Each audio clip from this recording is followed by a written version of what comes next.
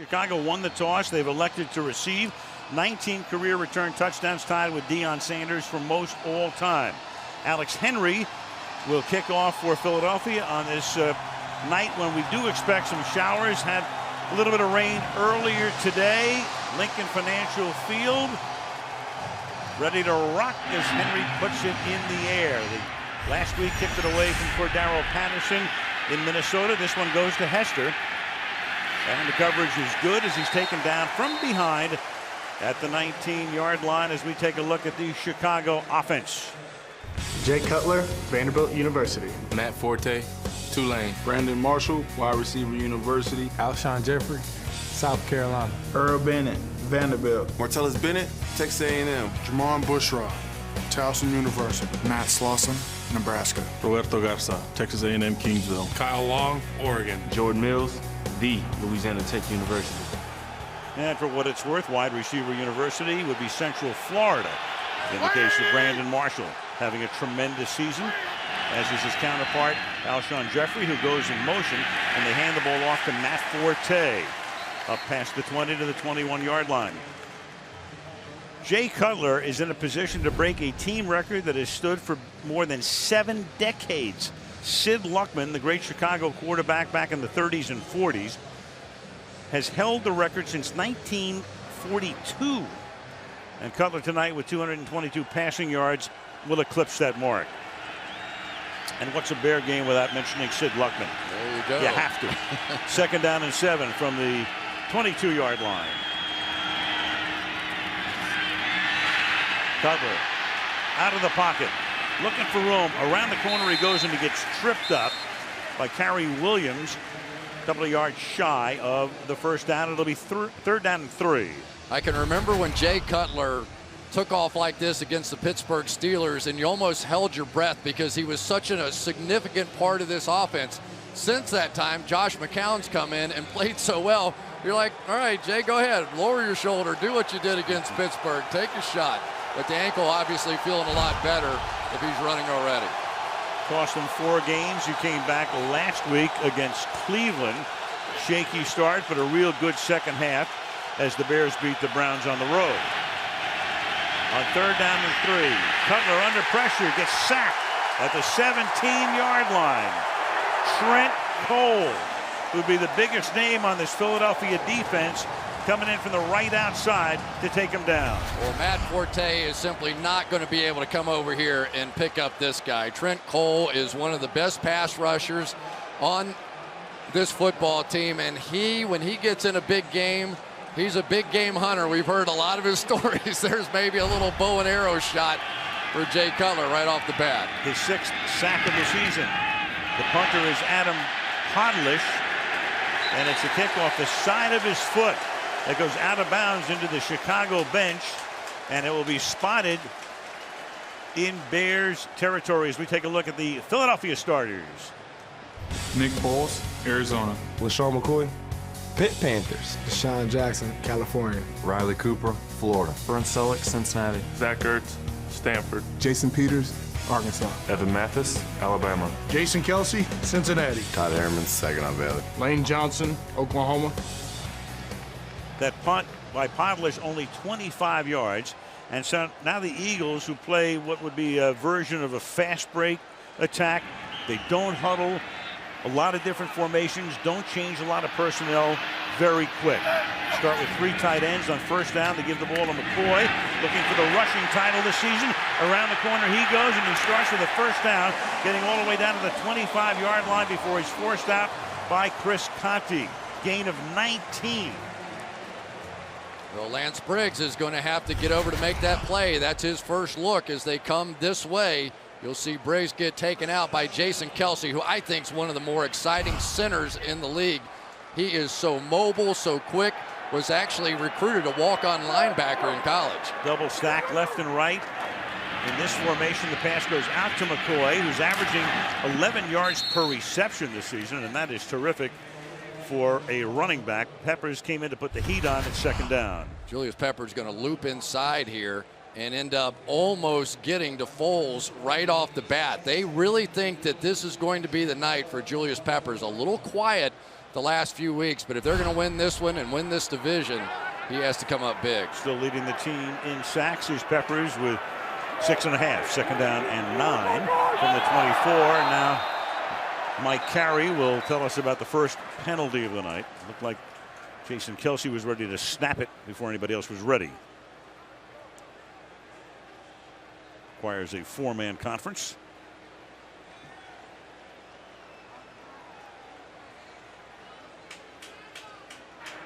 Neutral zone infraction. Defense number 90 jumped into the neutral zone, causing an immediate reaction. 5-yard penalty is still second down. So it's Peppers who comes in, and that forced Kelce to try to snap it early. Take a look at these numbers for Foles. That is just phenomenal, obviously. 23 touchdowns, 2 interceptions. He had 19 touchdown passes before he threw his first pick in the snow 2 weeks ago here against Detroit. On the option. 2nd and 4. Foles will run it himself and set up a first down and goal from the 8-yard line.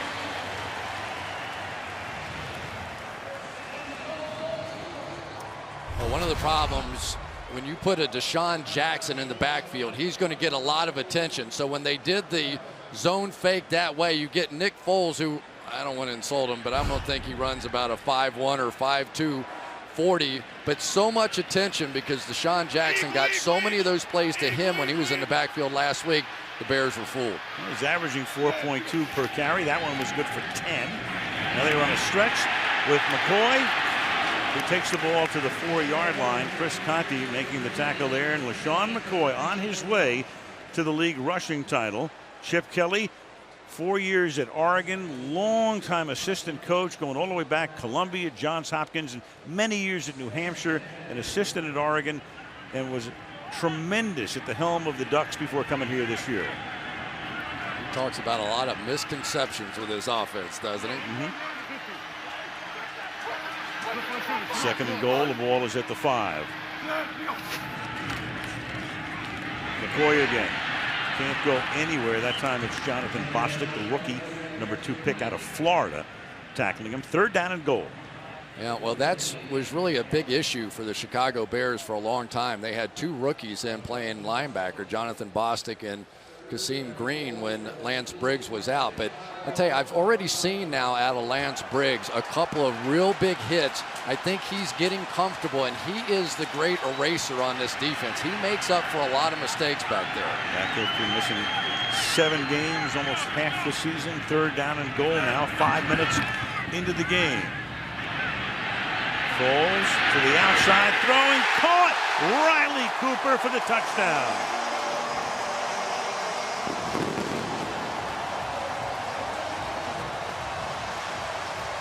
So Chicago had a 3 and out, and then the Philadelphia Eagles take the ball, and in 3 minutes, 6 plays get into the end zone. It's just so tough because they do so much and their running game is so good. You have to react to that read option fake, and then by the time you react to that, you can't catch up to the wide receivers crossing the field. And what a strange trip it's been for Riley Cooper this year. Henry's extra point is good. 25-yard punt gives them a short field, and they cash in early in Philadelphia. 7-0 Eagles.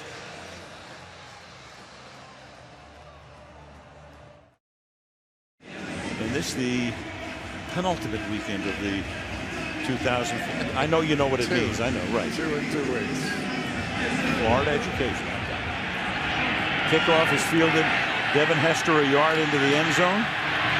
And Hester, always dangerous. Look out. Loses the ball, and Philadelphia's got it. Bradley Fletcher was able to chop it out, and the Eagles are right back in business.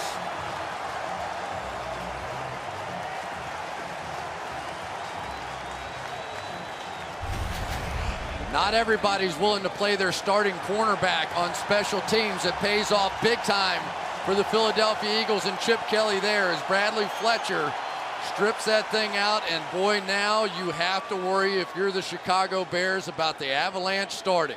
This is an offense you do not want to create too much momentum for them. You're playing both starting corners there because you had Carey Williams, the other starting corner, who recovered the fumble. So one guy strips him, the other guy recovers it. And here goes Foles back to work at the bare 39-yard line.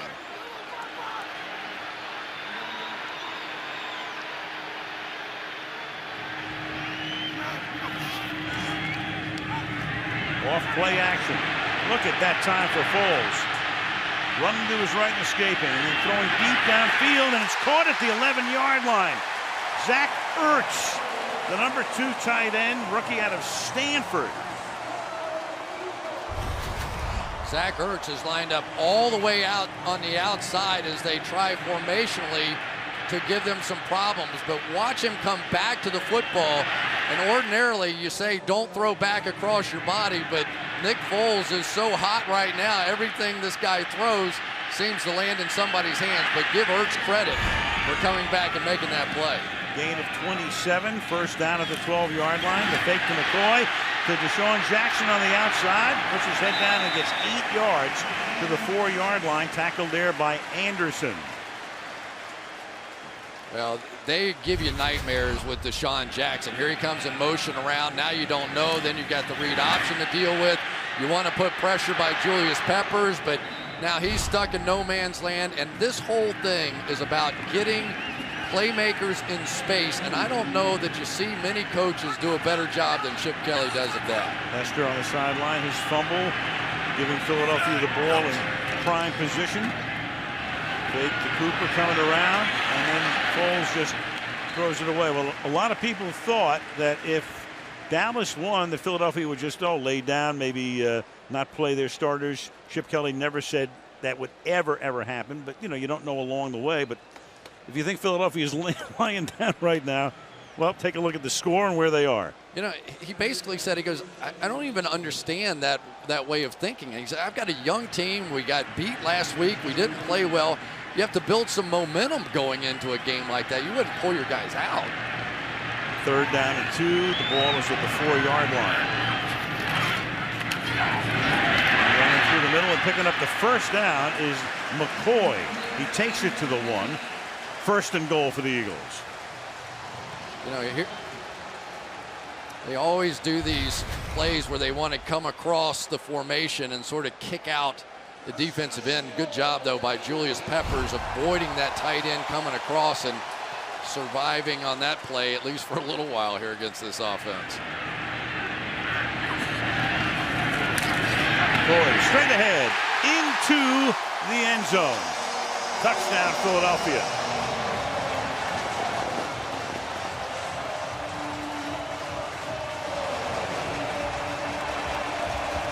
His 9th touchdown of the season, 8 of them on the ground. Yeah, they're just going to come across again and kick everybody down, kick out. Just washed everybody down. Good block by Todd Harriman's there. But Al, this is what we see when this offense is at its best. This is what we saw at Oregon, that they can just avalanche teams. Henry for the extra point. I know who's loving this right now. The Green Bay Packers, because they need a Chicago loss to stay alive. Philadelphia helping out to this point, 14-zip.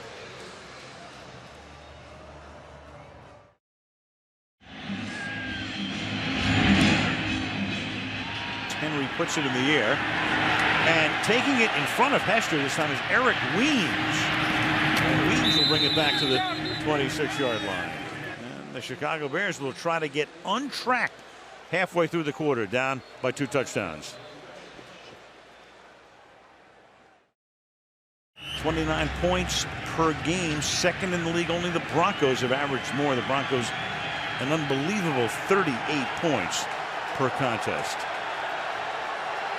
Cutler now out of the pistol on their 2nd series. The first was a 3-and-out. They give it to Forte, and he gets taken down. Good tackle by Cedric Thornton up front.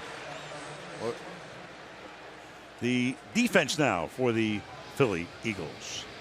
Cedric Thornton, Southern Arkansas University. Benny Logan, Louisiana State University. Fletcher Cox, Mississippi State. Connor Barwin, Cincinnati. D'Amico Ryans, Roll Tide. Michael Kendricks, Cal. Trent Cole, Cincinnati. Bradley Fletcher, Iowa. Nate Allen, South Florida. Patrick Chung with Ducks. Kerry Williams, Washburn. Bill Davis, the new defensive coordinator. Second down and 9. The 31-yard line goes Matt Forte. You looked at that defense, and for years, Chris, we'd see, going all the way back to Reggie White, of course, and then, Brian Dawkins and Jeremiah Trotter and all the rest. But you look at those 11 guys, and really only one guy, Trent Cole, would stand out to the average fan. Yeah, I agree with you, and it's a completely remade defense. Remember last year they were a 4-3 and that wide 9 and all the attacking. Now a 3-4, so a real transformation taking place on this Eagles defense. 3rd and 5.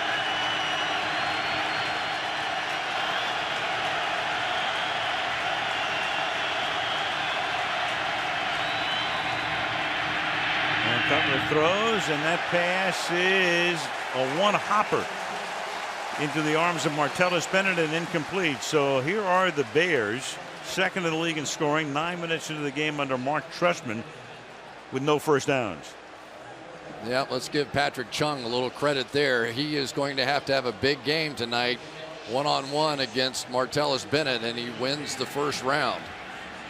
Here's Podlish. His first punt was 25 yards off the side of his foot, giving the Eagles a short field. And this is a line drive, end over end kick, fielded at the 31. Here goes Jackson, and this time he gets taken down at the 26-yard line. Good coverage. Anthony Walters, 37, right there. Philly with the ball back, up 14-0.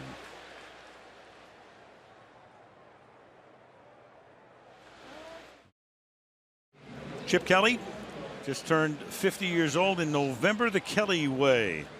How does he do it? They've averaging less than 24 seconds per play. The NFL record 23-9.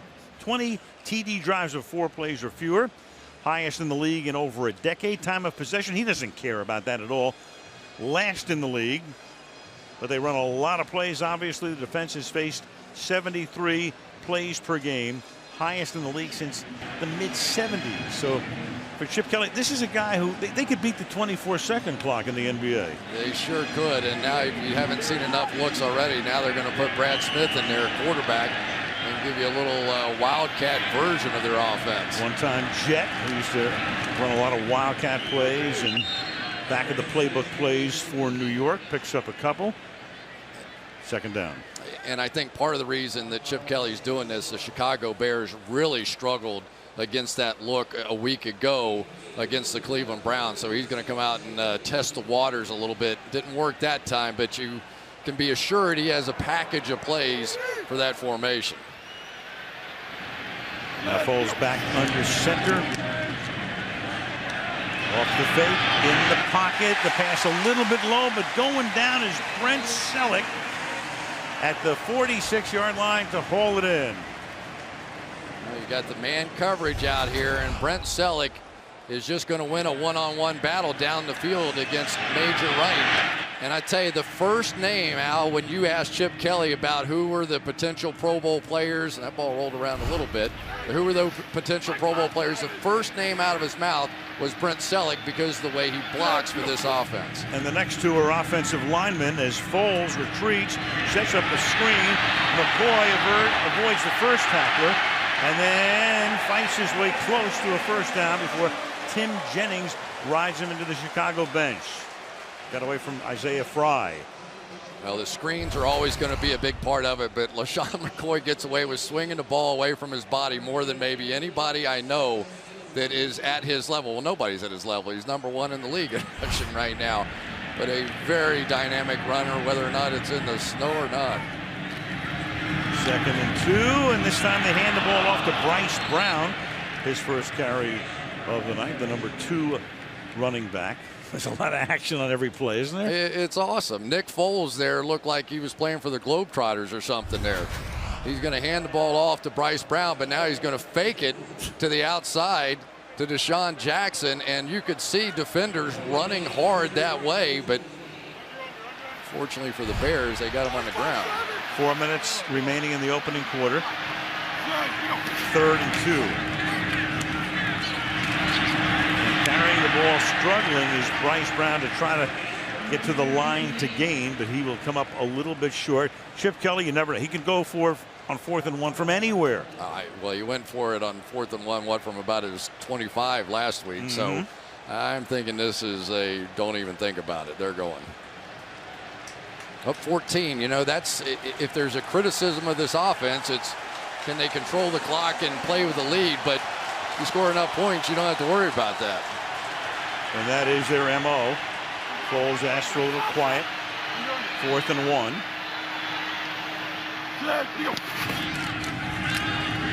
And swinging to the outside, McCoy gets 1 and about 10 more. James Casey, the number 3 tight end, with a block to get him sprung, and now you got Chris Conte, who's shaken up for Chicago. Well, they try to do this trap again, but that time Shady McCoy, instead of going inside of the linebacker, jumps to the outside and still picks it up. Conte getting the assistance.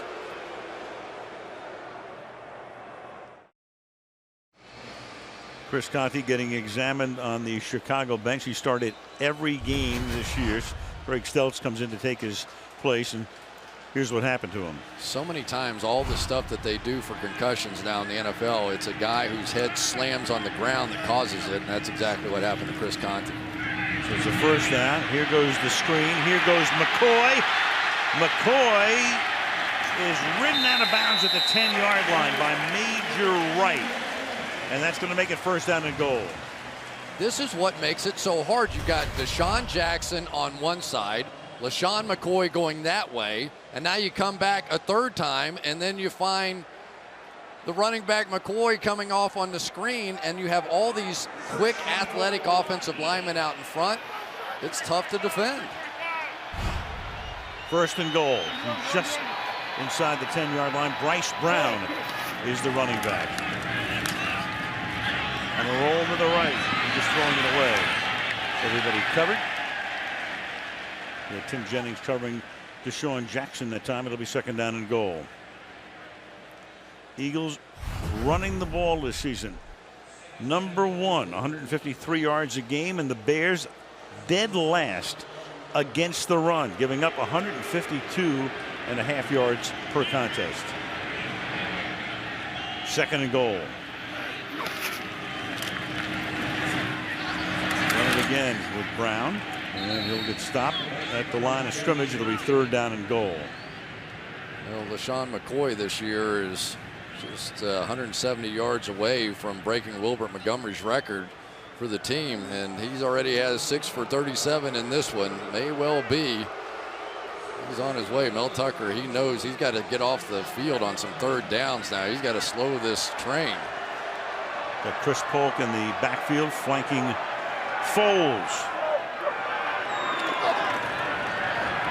And Foles, good protection again, throws. The open man is Selleck. Touchdown.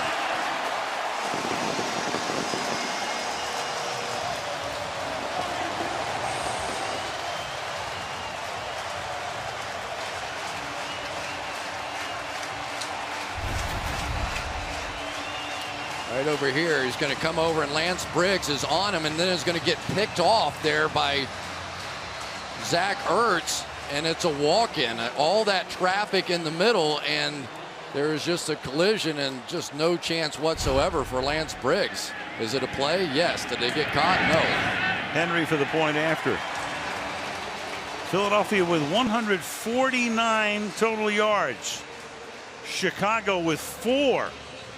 21-0.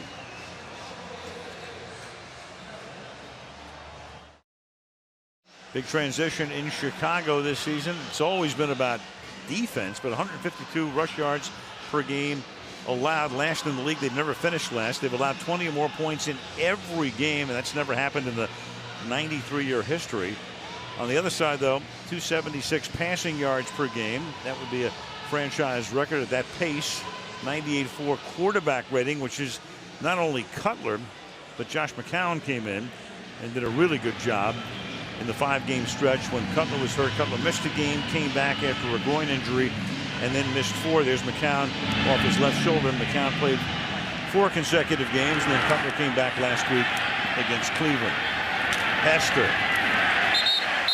And they bottled him up at the 20-yard line. Right now, the Bears offense has to take some responsibility for what's going on here too. I mean, you can't keep going 3 and out against this offense with the way your defense has been playing all year. This is an explosive team. They're capable of putting up a lot of points in a hurry, but so far it's been a dud. And the Eagles defense statistically is not that good. So it's time. I mean, it's time for Jay Cutler and these guys to get it going. It's been a dud. Plus you had a 25-yard punt. You had a fumble by Hester, which gave Philadelphia 2 short fields. And now Chicago tries to get something going. They're still looking for their first down. And Cutler's first completion is to Brandon Marshall up at the 35-yard line, a gain of 13. The one thing you watch with the Chicago Bears on offense, eventually somebody is going to end up right there. And Jay Cutler,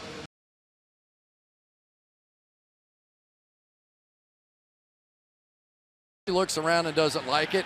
He comes back there, and a lot of times it's that guy, Brandon Marshall. Closing minute of the opening quarter.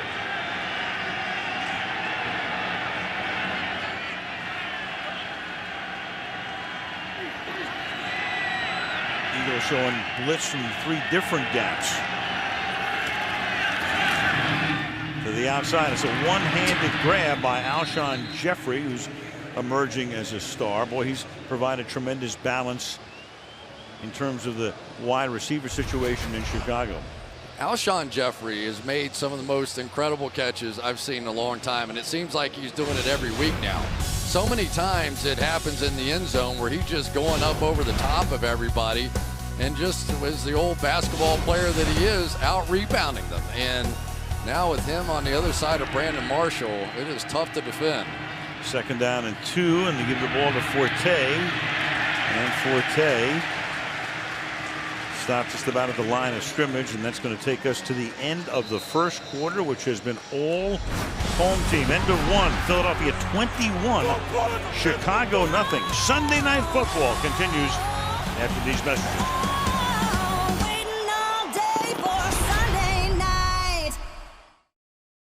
It's 3rd and 2 for Chicago from the 43-yard line. Cutler's 2 of his first 3 for 22 yards. Good clean pocket, but the pass is incomplete, intended for Marshall. Covered there by Earl Wolf. 4th down.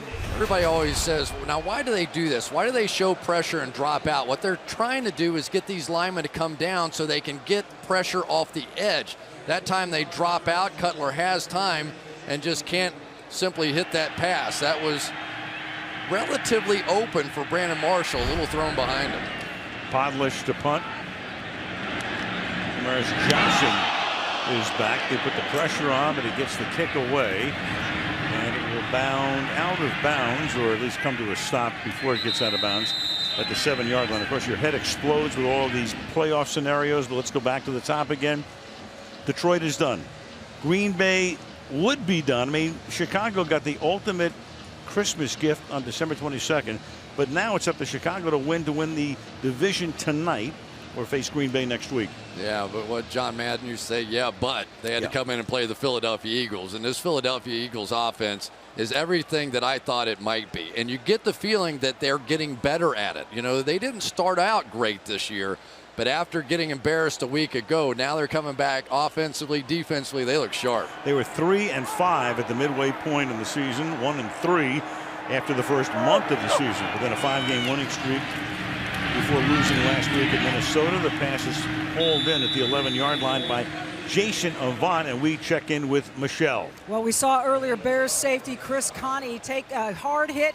Really, his head hit the ground. He went back to the locker room. He is being evaluated for a concussion, Al. All right, thank you, Michelle. As Foles, again, the Eagles, no huddle, up tempo. And they do things like put Jackson in motion, as they do right there, but Foles now has to eat it at the 8-yard line. Well, they finally got that play figured out. The young linebacker back in there, Bostic, is going to slide out here and end up taking that away. Foles not comfortable. And you can see already why Nick Foles went his first at the beginning of the year, 19 touchdowns, no interceptions. He's thrown a couple in the stands, been willing to take a sack there. He's not going to put this offense at risk, and big reason why he's still in there. 3rd and 10. That Bear defense needs a stop. See if they get one here. Here comes the blitz. Foles able to step up. Finds the soft spot in the pocket. Hits Riley Cooper for a first down. So the heat came on from the Chicago Bears, but Foles was able to stay in there. It was clean and got it away for a first down. Well, just one-on-one coverage, and they're going to run late underneath this thing with Isaiah Fry. He just doesn't quite get there, and Foles able to get enough of it on there. There's a good matchup on the outside. Jason Peters blocking Julius Peppers, and Jason Peters is right. He's as good as anybody. That was a gain of 16. Now you got McCoy swinging to the outside and picking up 6 yards.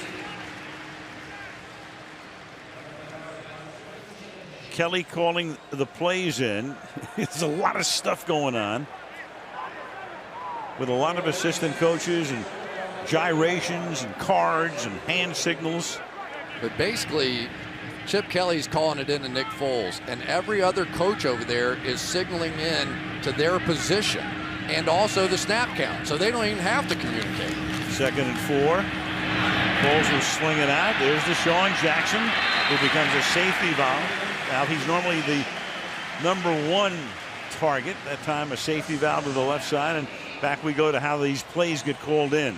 So there you go. You've got Chip Kelly. He's calling in to Nick Foles. There's the one-on-one. The other guys in the huddle are looking at their particular position coach, who is going to give them the play and the snap count. Here they go. Maybe not even a word said at the line of scrimmage, and they're running a great offense. Foles protected well, but the secondary does his job, and he'll get taken down. Boy, Chris, I'm just thinking, what synchronization that is to be able to. Every position coach has to know exactly what's going on every play at warp speed.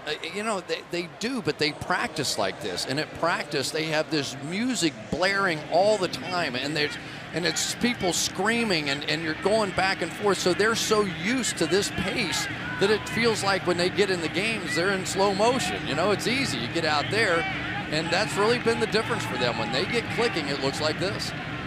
2nd and 11. Again, that double stack left and right. Take the inside handoff, swing it to the outside. A juggling catch is made by Chris Polk, and he's about 3 yards shy of the first down. Polk's 2nd year back out of Washington. It's so interesting for me. This is a space offense. In other words, they had Jason Avant on the far left, and then they had Chris Polk on the far right, just basically standing there looking at the quarterback, and he could have gone one sideline to the other. So they're making you cover as much square footage on the field as you could possibly cover, so they're getting these athletes in space. That's how they're winning. Well, that's a 3rd down play. It's going to come up a little bit short. Polk is there, so it's going to be 4th down and 1 at the 45-yard line, and they will send in the punt team.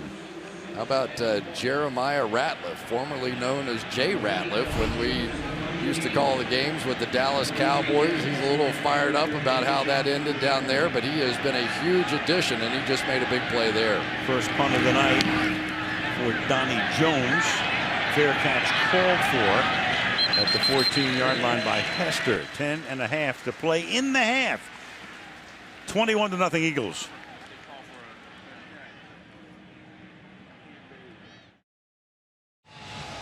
We talked about these Bears receivers looking like an NBA team coming off the bus, and they do. The smallest one's about 6'4", 6'5". We'll start with, 6'3", I lied already. Alshon Jeffrey going up over the top of everybody this year for big touchdowns. Martellus Bennett by far having a career year for him. And Brandon Marshall is the go-to guy for Jay Cutler. The catching radius that they talk about with these Bears receivers. But at some point, you got to throw one up and give them a chance. So far, they haven't had those opportunities. And here we are almost 20 minutes into the game, and Chicago has run a total of 10 plays for 26 yards. This drive begins from the 14-yard line. And Cutler under pressure, and the pass is incomplete. That was Michael Kendricks nipping at his heels. And Here's Cutler slow in getting up. He had the groin injury, which cost him a game in midseason, and then 4 games with the ankle.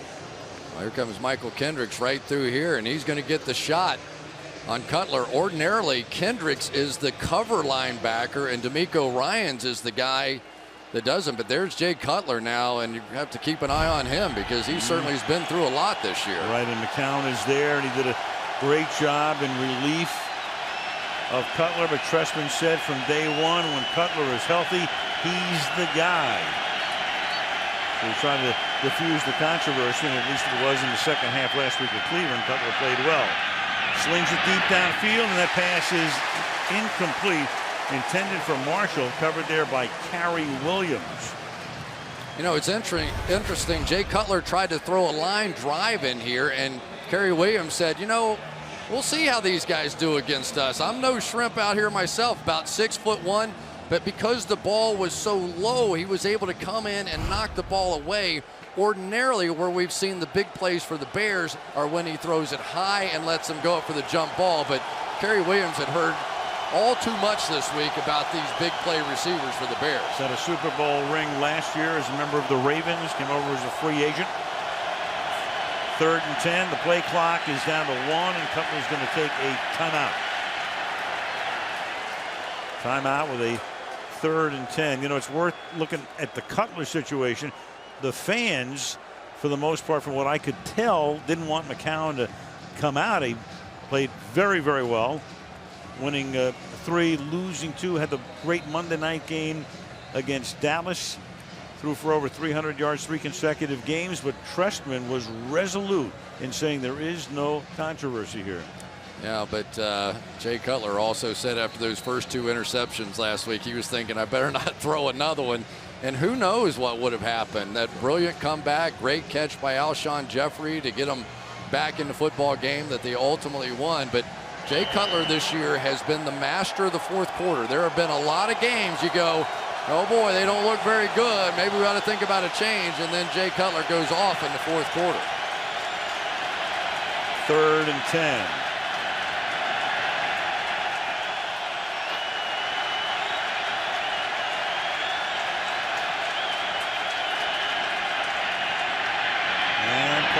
Outside, and that will move the chains. Alshon Jeffrey holding it in as they convert on 3rd and long. No, just a lot of space, just a zone coverage, and as Cary Williams backs up, they're supposed to bring the other corner, Brandon Boykin, out underneath him, but Jay Cutler with that super strong arm. You know, people say, all right, why should Cutler be playing over McCown? Is because Jay Cutler has one of the strongest arms in the NFL, period.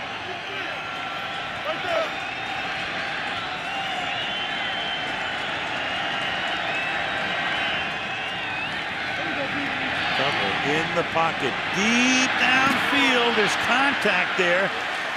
Jeffrey, the intended receiver, and there is no flag as Bradley Fletcher goes back there with him.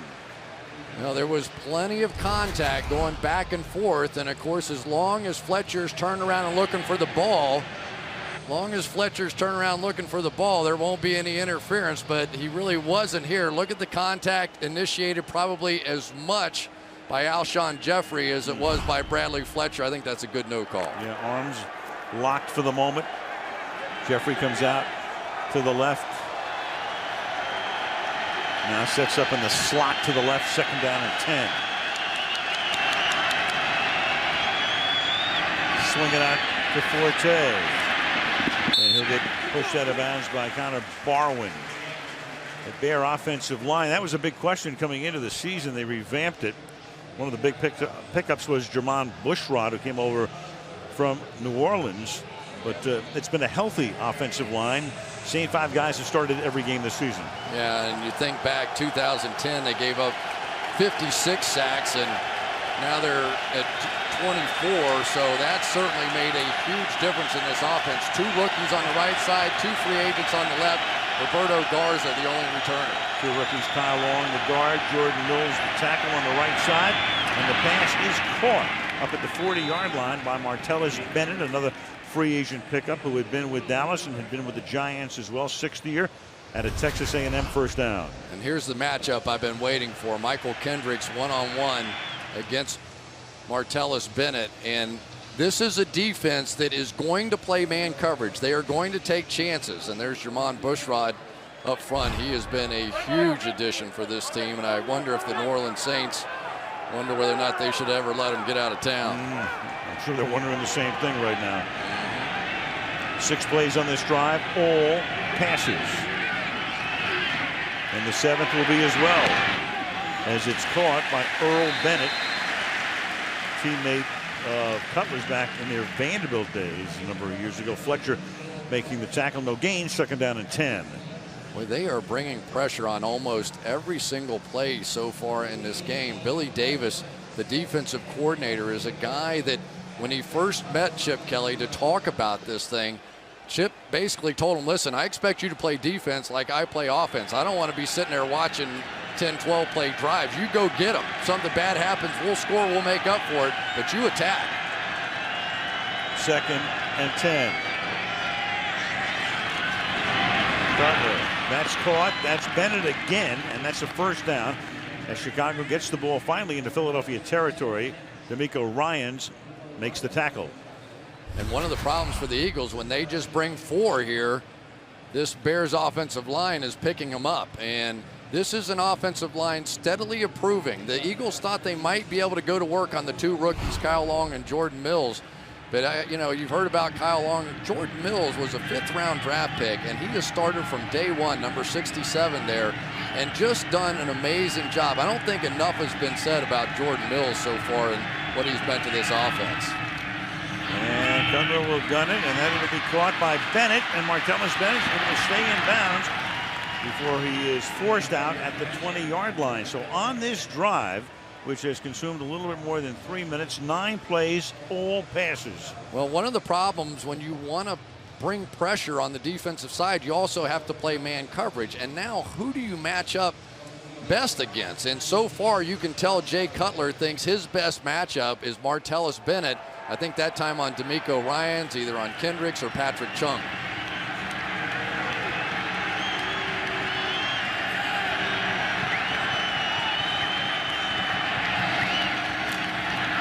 And Cutler, pressured, gets sacked at the 30-yard line.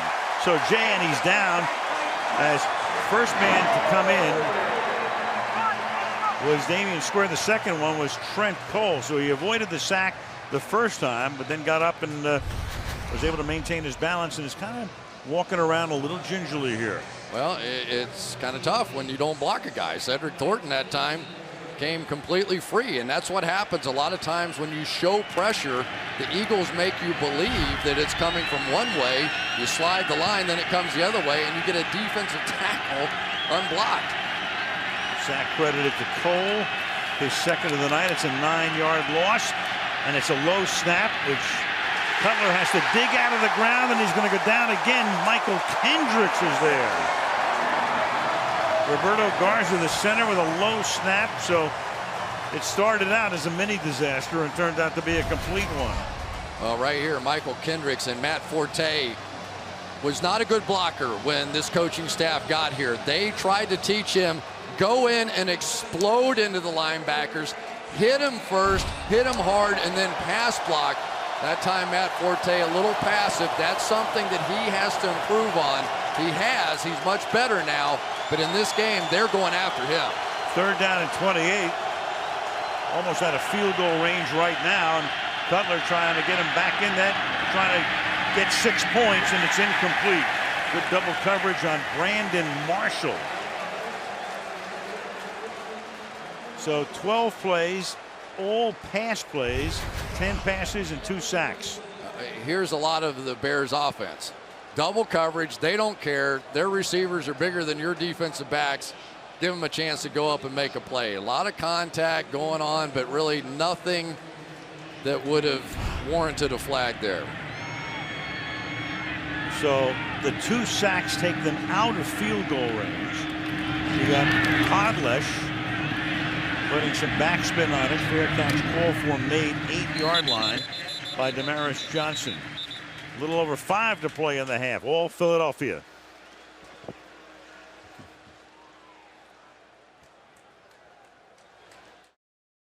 Jeff Lurie, who's owned this team for 2 decades. Chip Kelly, only the 3rd coach that he's had to hire. The handoff to McCoy. Well, let's go back. We talked a little bit about center Jason Kelce, and we also talk about all the skill players in space. But in this offense, the offensive linemen have to be able to play in space as well. Screens, sweeps, they get out in front, and you get a guy like Jason Kelce as a pulling center, it just adds a dimension to your offense. 2nd down and 6 from the 18. There goes McCoy. Taking another step toward the rushing title. Kelce with the block. So right now, McCoy would be the odds-on choice to win the rushing title. Is a pretty good sized lead over Jamal Charles of Kansas City. Adrian Peterson limited to less than 50 today. We talked about it again. This time he gets out in space and he ends up picking up Lance Briggs to break that play. McCoy 9 carries tonight for 65 yards. They give it to Brown, and there goes the backup back to the 45-yard line. A lot of talk in Philadelphia last week about why didn't McCoy carry the ball more than he did. He only carried 8 times in Minnesota. He's already carried 9 times tonight. You know, and the other thing that you have to start to factor in is the Chicago Bears and this defense has been out there the whole night. You know, we talk about time of possession, but they haven't even begun to slow down this offense to this point. It almost looks like they're like, wait a minute, somebody call timeout. What's going on? Chris Conde, the safety who was shaken up earlier, is back in the game. Screen to McCoy. And that's a 1st down, taking it to the 44-yard line. That's 11 yards, and that's his average. That's, as I said before, that's a lot per reception for a running back. Here we go. On the screens, here comes the offensive lineman. Todd Harriman's right there with him. Those guys, if you can run with LaShawn McCoy, you can run with anybody. Ball at the 44-yard line. 1st down. Fakes the throw, then he hits Jason Avant to the 27-yard line. Tackled there by Bostic. This is called gotcha. Watch this pump fake. Ben Roethlisberger would have been proud of this one. Going to end up screaming out here for Deshaun Jackson, and that ends up with Jason Avant wide open in the flat.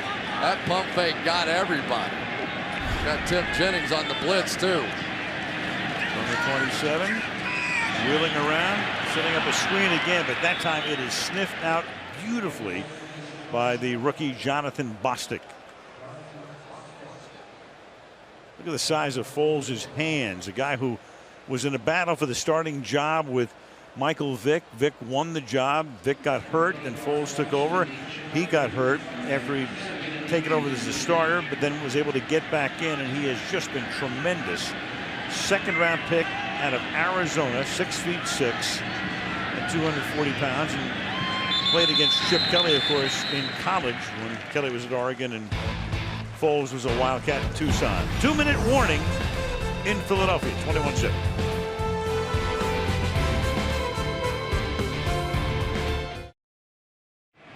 Second down and 18, and they'll swing the pass to Deshaun Jackson. And he's met there by Tim Jennings after a short gain. Well, first of all, this play is working in part because the wide receivers on the outside are really just lead fullbacks. They're coming out. They're not even turning around and looking. They're just coming off and blocking because they know their guy's coming around the corner and one of the great athletes in the game today. So it's a pretty good play. That's just like a toss or something out there.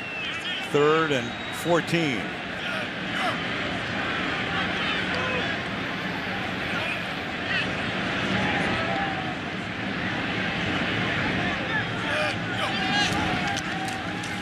Four-man rush.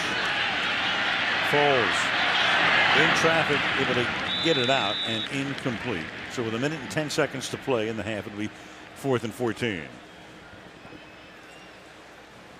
You know, all the coverage down the field, you saw Nick Foles kind of looking around and trying to find somebody, and there's Jackson completely covered, and Riley Cooper, they had him bottled up down the field, so Zach Ertz going the other way. Maybe could have had him in the flat for a couple yards, but they were already in field goal range. And now Chicago is going to take a timeout before a 49-yard attempt. Santa's welcome back in Philly again. Yes. Such a cliche. It is. They booed Santa. Oh, yeah, we only heard it 9 million times. Alex Henry, though, this is about on the edge of his range. His career long's 51. And Henry bangs it through.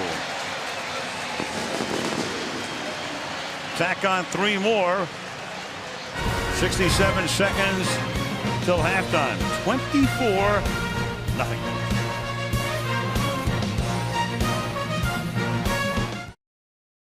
In Philadelphia, all kinds of Santas are staples, and you go back to 1968 and what happened here, and of course the city hears about it all the time. Santa Claus was greeted with loud boos. Part of it had to be the Eagles that year at the end of the season wound up 2-12.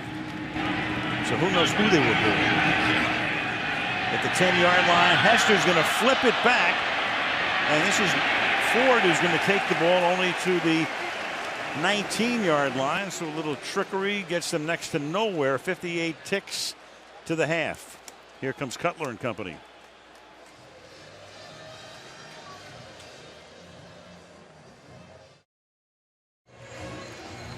Comparing the quarterbacks to this point in the game, Foles has been extremely efficient. 14 out of 17, 2 touchdown passes. Cutler 8 out of 14, but for only 89 yards, and he's been sacked 3 times. Now Chicago trying to get at least something on the board before the half start from the 19-yard line. They have only 1 timeout.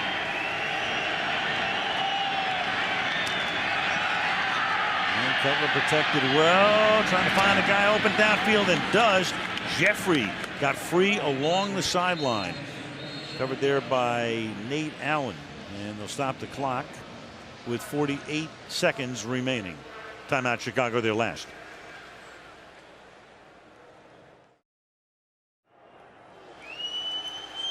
Now from the 40-yard line, Chicago, no timeouts left. Down 24-0, and Cutler out of the shotgun. Deep drop. Guns it a little bit too high for Brandon Marshall. Chris, I'm going to tell you one reason right now you can't touch that dial. Remember 4 weeks ago tonight where we were? Foxborough. Halftime score. Denver 24, New England nothing. You were ready to touch that dial that night at halftime. You were too. And we all know what happened is Brady led them back and New England won the game. All right, I'll stay. There you go. Going to complete the journey. 2nd and 10 from the 40-yard line.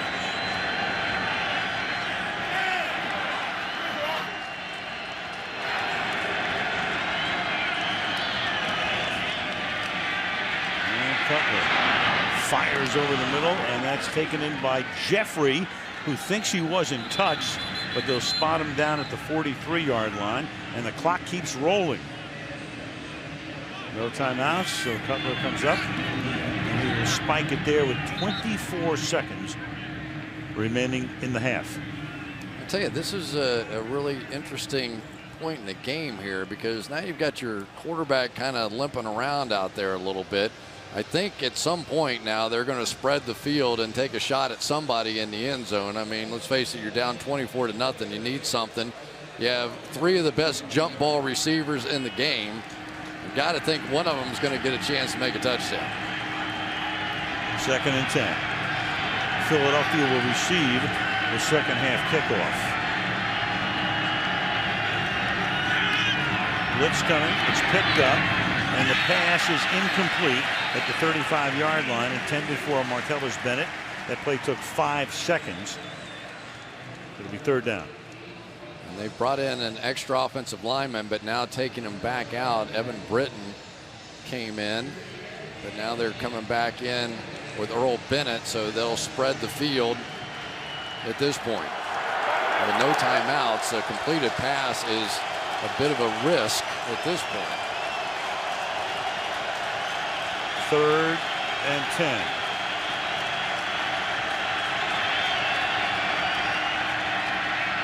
Stepping up is Cutler. And he's past the line of scrimmage. He has to pack it in, and now he's got to get up there and spike the ball.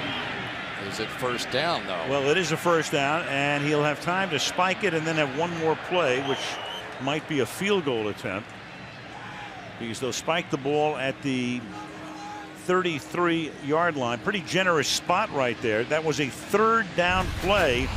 Take a look at this. Of course, oh, look at that. Knee down, contact made, and that was significant in the sense that you couldn't spike it if he didn't make the first down. That's exactly right. Yep. So he gets the spot, and now they're going to be able to attempt a 50-yard field goal. This is Robbie Gould. Podlish to put it down. Can Chicago get on the board? And Robbie Gould's kick is good. So they get a great spot, and that extends the opportunity for Chicago to score, and they do. 24-3 at the half. Brad Smith is back to receive this kick, and he will take it at the goal line.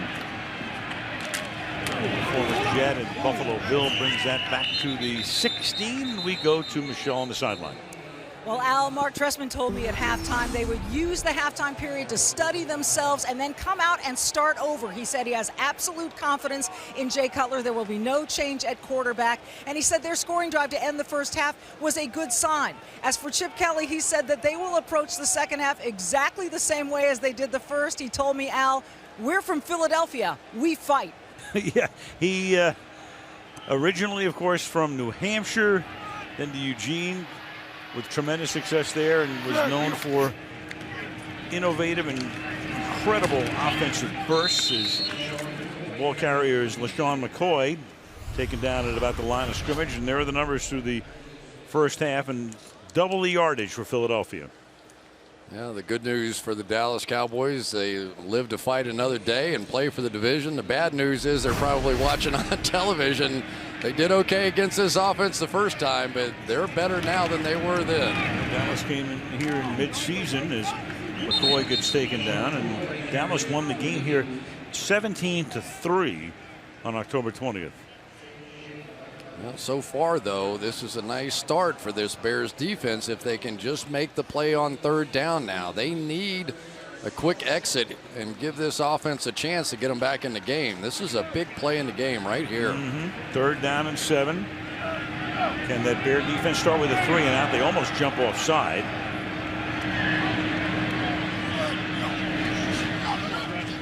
And now it's Foles, and he throws, and that's caught backhanded by Deshaun Jackson. And he has the first down before he goes out of bounds.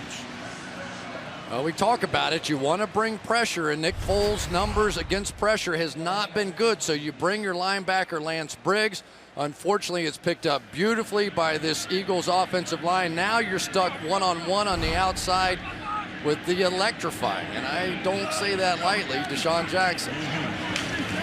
Here's the electrifying LaShawn McCoy, who gets taken out of bounds into the Bear bench after a gain of 5, run out by Bostic.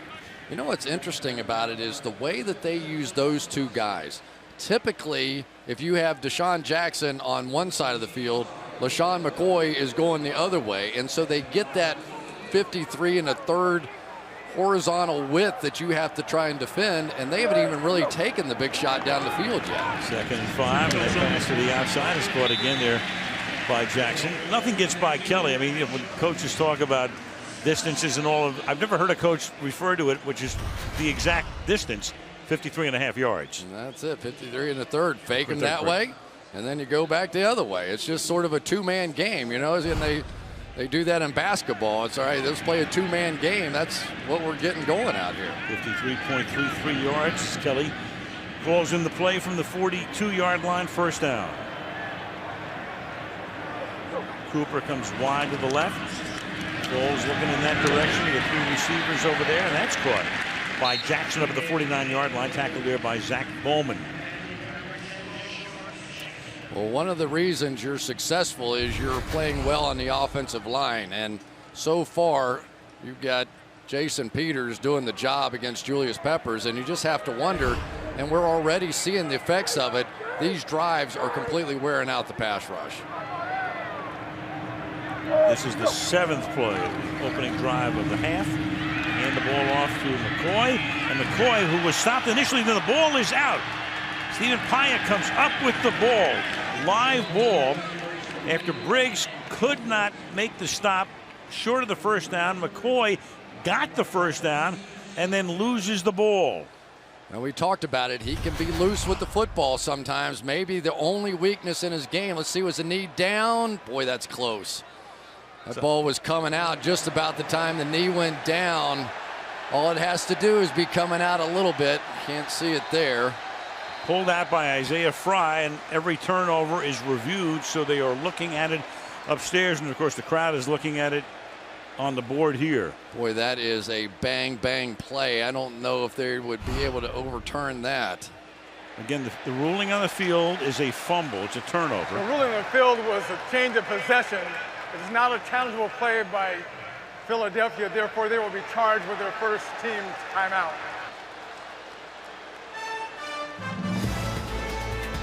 So 12:02 remaining in the third. It's 24-3.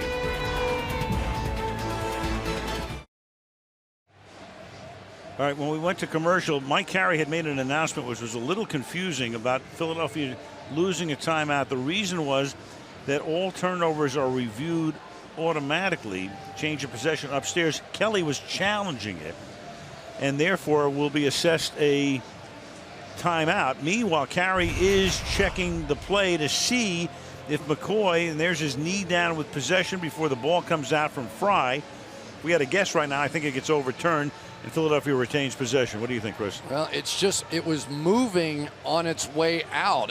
You know, the arm is still around it, but at what point does that mean you can see the sort of tip of the ball starting to come up? It's so close. I probably would leave it alone on the field, but I've got to say, no matter which way this goes, I wouldn't argue it. I just think it's have some movement just as the knee was going down, and if it had been called one way on whatever it was called on the field, I probably would have stayed with. Well, ruled a turnover on the field, and we all wait for Mike Carey, and he's coming to the microphone right now. In a manner of speaking. The challenge flag by Philadelphia does not prevent a review. After the review, the runner was down by contact. Therefore, it's Eagles ball, 1st and 10 on the 47.5-yard line. Chicago's half. Philadelphia is charged with a team timeout, however. All right, so McCoy dances his way back out onto the field, and on top of it, not only does he retain possession, but with that second burst, got a first down. Well, a good break there. One of those bang plays, and if you're Chicago Bears, that was exactly the play you needed to try and get yourself back in the game. So back to the drawing board now, but at least the defense did get a bit of a break there. Chance to regroup. It's 1st and 10 now as McCoy has carried 13 times for 77 yards and has 5 catches for 28. The ball is at the 48-yard line of the Bears. 3 minutes into the third quarter. This is the opening drive of the period. This is the 8th play of this drive. Foles checks it down underneath. It's McCoy fighting for a couple of extra yards. Initial contact by Bowman. Well, we're going to try and show you a little bit here of just what we're talking about with spreading the field. You're going to get receivers going this way. You've got them here, you've got them here, you've got them here. That is one large area of square footage to try and cover for a defense, and that is what has been part of the magic of Chip Kelly's offense. Almost your whole 53 and a third. Here comes the flag.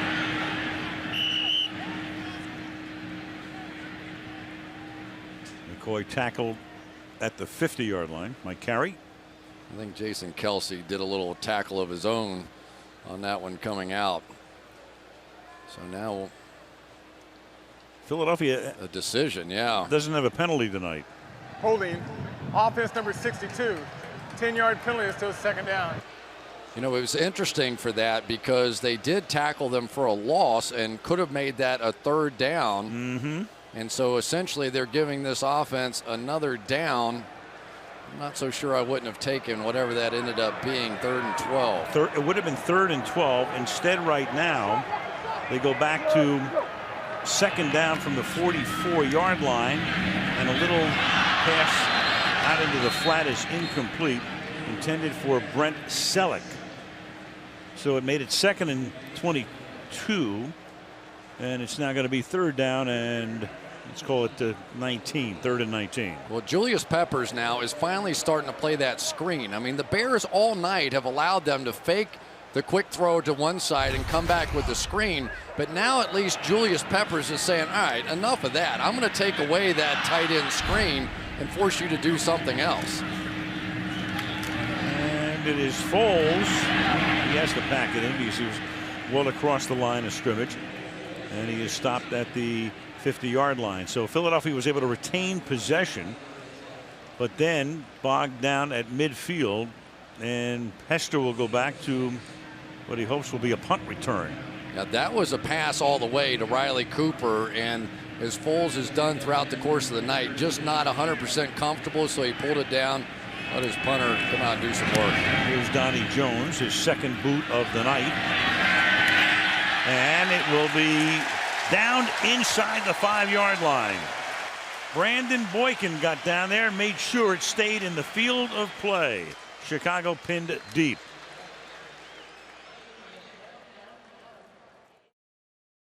Matt Forte, non-factor tonight. 8 rush yards. He's 3rd in the league in rushing coming into the weekend. 3 receiving yards. They've just completely bottled him up, Chris. Well, he has been a factor, though, because his pass protection has struggled. I mean, there's no other way to say it. They gave up a sack there, and now inside, Michael Kendrick going to come right at him. He has to be able to stand in and make that play, and gives up another sack. So if you're going to get back in the game, you have to be able to pass protect on all fronts. And the running back, you know, I know he's had a great year, 3rd in the league in rushing, 3rd in total yards from scrimmage, but in this one, now his pass protection may be the key. Bears backed up to start this drive. That's Jeffrey coming in on a wing.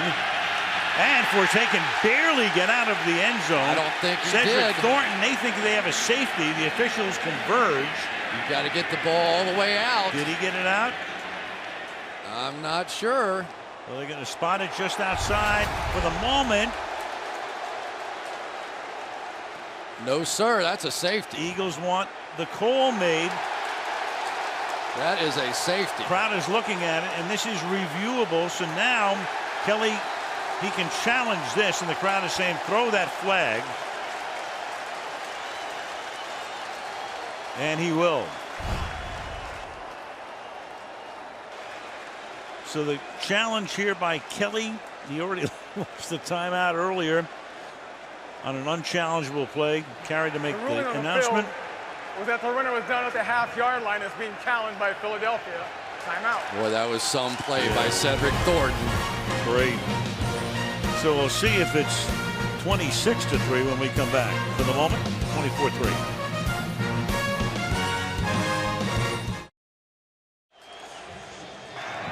After review, when the runner's knee was down, the ball did not make it all the way out of the end zone. Therefore, it's a safety. Philadelphia is not charged with team timeout. So 2 more points. Kelly wins the challenge. The old universal safety call goes up across Lincoln Financial Field. It's 26-3. I think the call was a relatively easy one here. Cedric Thornton breaks through, hits Matt Forte on the knee. Right there, it's over. His knee's down, and the ball has to be all the way out of the end zone, completely across this part of the line there. Now let's watch the play itself. Cedric Thornton is going to jump inside of Jordan Mills, who just simply can't get there. But the athleticism to get back out and bring down one of the top running backs in the league with an arm tackle is very impressive. You see Cedric Thornton flash when you watch the tape of the Philadelphia Eagles. both he and Fletcher Cox occasionally just make those plays in the backfield. That was big. Give Brandon Boykin a little credit for downing the ball on the 2-yard line, too, to get the whole thing started. And Forte's night continues after we had documented what was going on, or lack thereof. Now it's a free kick for Chicago from the 20-yard line, and not a very good one, but it does bounce away, and then Riley Cooper secures it and just goes down with it at the 34-yard line. Look at this.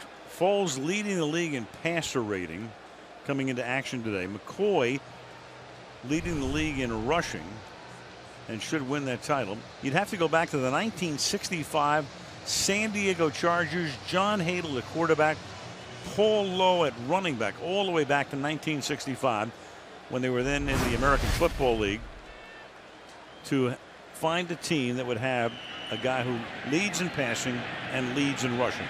And the Eagles right now are in that spot from the 33-yard line. Look at that hole.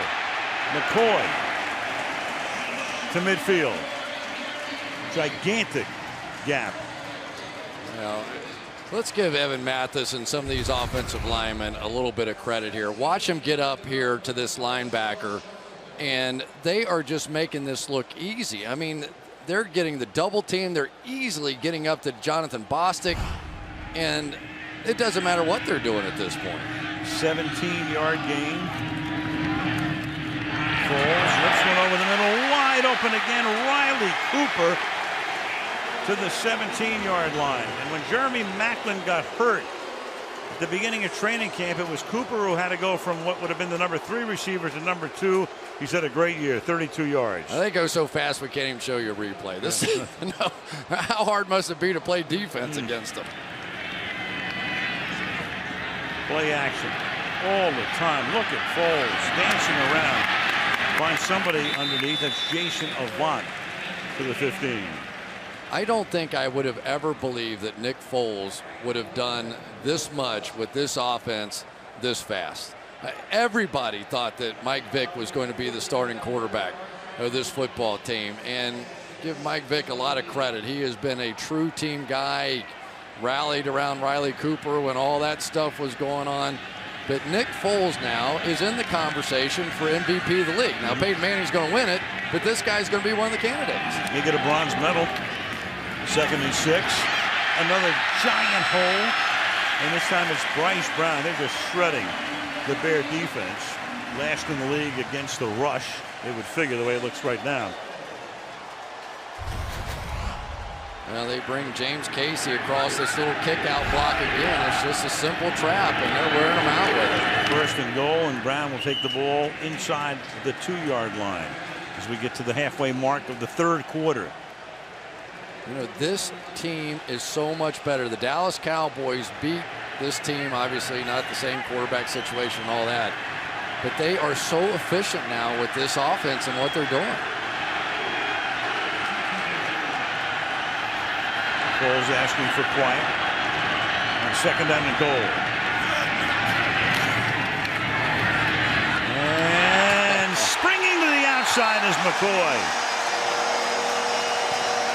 Nothing through the middle. Off he goes to the left side.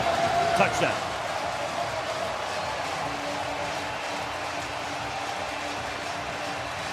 I mean, go figure. The Chicago Bears have everything in front of them tonight. Gift wrap packages, but now they are down, going on 30. Yeah, I mean, everything they're doing. Shea McClellan stuffed that play. Julius Peppers had him dead to rights on the outside, and they still scored a touchdown. Talking about in the conversation for MVP, that guy, LaShawn McCoy, has had a magical year. A 30-point lead for the Eagles as they get ready to go to Arlington, Texas next week to try to win the NFC East.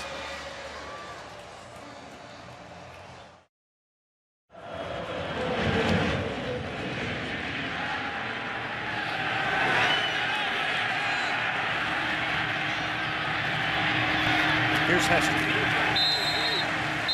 running it back to the 22. We talked about that first meeting. Michael Vick had a hamstring pull. He was inactive. In that game, Romo 317, Cowboy defense looked good. 3 sacks, 3 picks. Foles 11 of 29 and then sustained a concussion. Matt Barkley finished up, and Dallas won by a score of 17-3. That made Philadelphia at that point 3-4. Well, don't forget Monty Kiffin during his days at USC saw this offense several times. So maybe if at least he has experience that a lot of these other defensive coordinators don't have. They'll have their hands full next Sunday night. The ball is at the 22-yard line. And Cutler over the middle, and that's dropped. Nothing going right for Chicago. You know, Chris, I go back to everybody talking about, well, Chicago has a lot to play for, but Philadelphia doesn't, which they didn't after, except for seeding, once Dallas won the game. But who would have ever known that? They could clinch the NFC North title tonight. Haven't come close to being in the game. And they're right back to where they were. If win otherwise, going to have to win there last night to get in. Meet the Packers next Sunday afternoon at Soldier Field. A little short pass underneath to Matt Forte, going nowhere. I tell you, probably the thing that has impressed me most has been the play of the Philadelphia Eagles defense. I mean, they had done a little double coverage on the outside against Alshon Jeffrey. Brandon Marshall handled pretty easily there by Bradley Fletcher. And then Martellus Bennett with Trent Cole even dropping back in coverage. He is an outside linebacker now, but he doesn't cover a lot. 3rd and 7. And Cutler is going to get sacked and lose the ball, and at least it's retained. Michael Kendricks forced it, and then Mills is there to at least keep possession for Chicago, but they will punt. Well, you can't blame the offensive line for that one. Jay Cutler held that one a little too long. That was a coverage sack. Going to come right around the edge here, and Jordan Mills just didn't quite see that one soon enough. A rookie on the outside makes a few of those mistakes, but boy, I tell you what, this has been a show on both sides of the ball for the Philadelphia Eagles tonight. Yeah, because defensively, down at the bottom of the league in most categories, playing against Chicago, 2nd in scoring at 29 points a game. Fair catch call for made at the 45-yard line. Yeah. 5.5 left in the 3rd quarter. Eagles blazing, up by 30.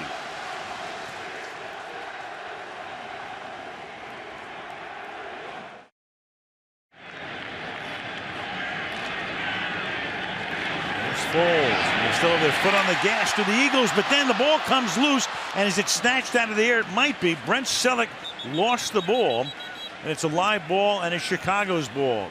Hauled in by Jonathan Bostic.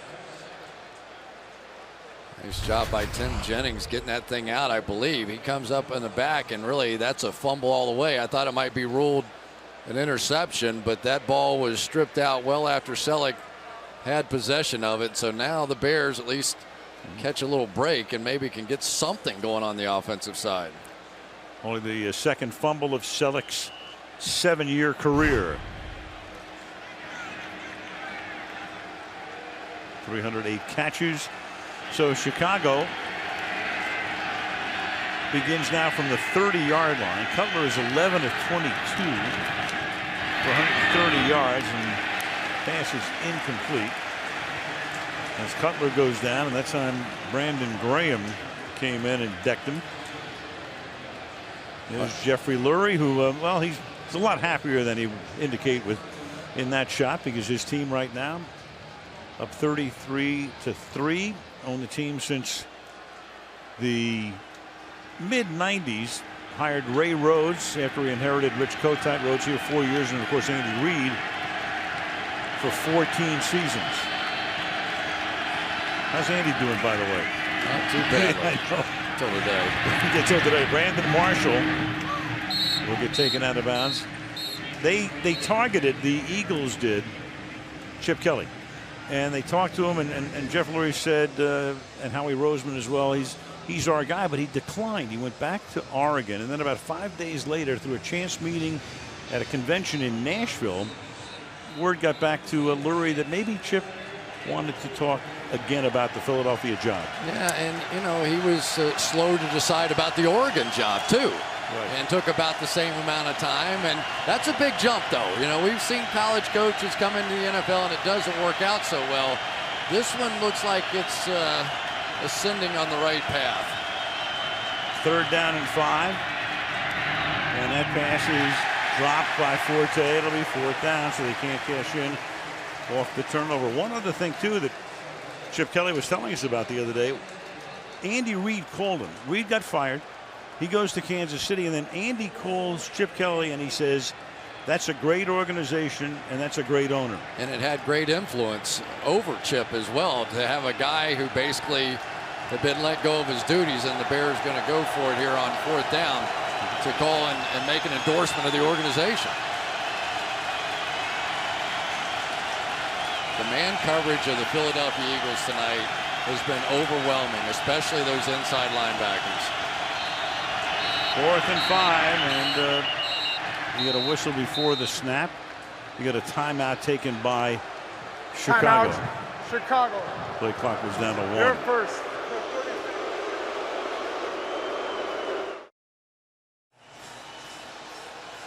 Well, Chicago able to get the field goal at the end of the half, but then no momentum at all. Look at that, 135 yards for Philadelphia in this quarter. Chicago -2. Had to take a timeout. It's 4th and 5. And can Cutler keep the drive alive? He can. It's caught up at the 42-yard line by Jeffrey for a gain of 7. Moves the chains, 1st down. Well, Alshon Jeffrey on the outside, one of the few passes they've completed against Kerry Williams in this game.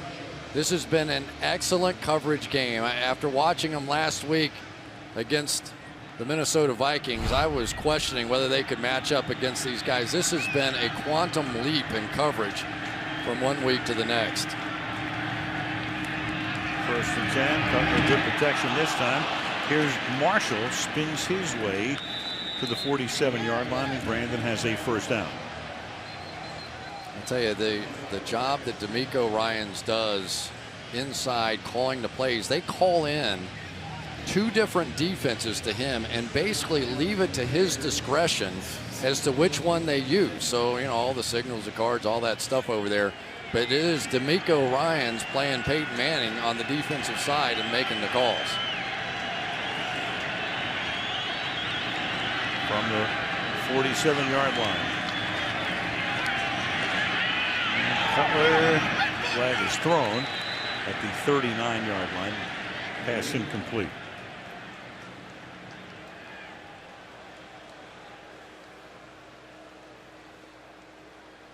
Before the pass, holding, defense number 95, 5-yard penalty, automatic.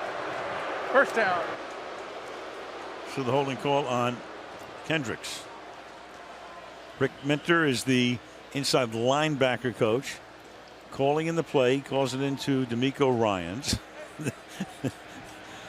There's a duck and an 11. There's a duck and an 11. And all that means something to DeMeco Ryans. They have posters with Ben Franklin on it. I mean, it's fabulous.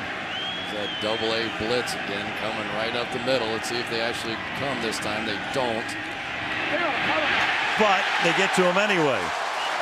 Trent Cole, and that's a hat trick for him. 3 tonight.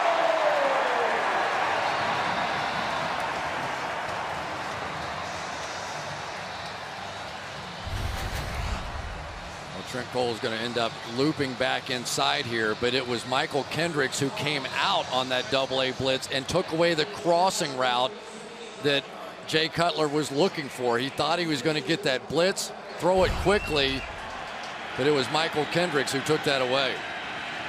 2nd and 22 from the 46-yard line. Into the outside, that's Bennett, and Bennett gets taken out at the 50. 3rd and still very long, 3rd and 18. Yeah, the Eagles defensive coordinator is a guy by the name of Billy Davis, and he got his start with Bill Cowher, who he was an offensive guy his whole life. He said, why don't you work with Dick LeBeau a little while? Dick LeBeau turned into Dom Capers and Marvin Lewis and Wade Phillips and Vic Fangio and Mike Nolan. That is a who's who of 34 defenses. And that is the conversion they've made, and they are so much better at it now than what they were. Cole not playing with his hand on the ground. Well, he is on this particular play, but hasn't hurt him at all. 3 sacks tonight. Here he comes again. The pass has gotten away to Forte. And Forte with a pretty good game, but well short of the first down, forced out by Kerry Williams. Not much choice now. You have to keep going for it, right? Oh, sure. You went for it on 4th down from the 35. 30-point game. I mean, right now, Bears just thinking about, not that they are, but you might as well be next week. Reggie White, 124 sacks for the Eagles, and Trent Cole, number 2 with 3 tonight, breaking a tie with Clyde Simmons, the second. 4th and 9.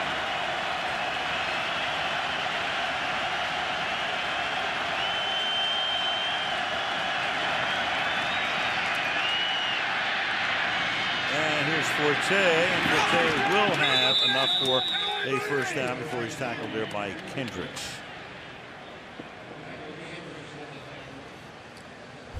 All right, Michael Kendricks here is going to sprint out underneath, and then he's going to kind of lose Matt Forte. As he runs underneath the double team, the wide receiver, Forte slips out, and just enough to pick up that first down.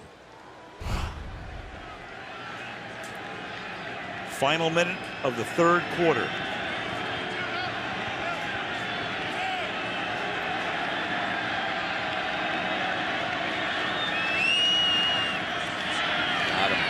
Cutler deep and juggled and caught by Martellus Bennett as he's able to get possession before he goes out of bounds at the 1-yard line. Boy, that should have been a walk-in touchdown. They've got the little wheel route going up the boundary, and Michael Kendricks gets lost in the shuffle and just a little wide, and you could see Martellus Bennett struggled, so he didn't end up scoring the touchdown on the play, but I do think he got his feet down ultimately. That should have been an easy one. Right. 30-yard gain, ball at the 1. Bears trying to get into the end zone for the first time. Half a minute to go in the 3rd. And offense, 5-yard penalty, still first. Oh my goodness. You go from the 1-yard line back to the 6-yard line. Well, for Mark Trestman, whose offense has been so proficient this year, and of course that's his pedigree through the years. Call him the quarterback whisperer, among other things. But tonight, the offense has been stymied by a very good Philly defense and by Chicago's own mistakes. First and goal from the 6. And it's Marshall who's able to haul it in for the touchdown on what will be the final play of the quarter. So Marshall going to the outside. That culminates a 70-yard, 11-play drive. Well, there's confusion everywhere, and the wideouts over here are moving around. That could have very easily been called back. They tried to rush before the end of the quarter there. Job by Brandon Marshall pushing off, and I'm sure Kerry Williams will let the official know about that, but it did work. Go for 2. Yeah, leave the offense in. Probably make it a 22-point game for what it's worth. 4 for 5 of the Bears this season on 2-point conversions. And that pass is caught wide open right there. Earl Bennett coming inside, slanting into the end zone to make it 33-11, and that will take us to the 4th quarter. End of 3. Eagles by 22. Sunday Night Football resumes after these messages.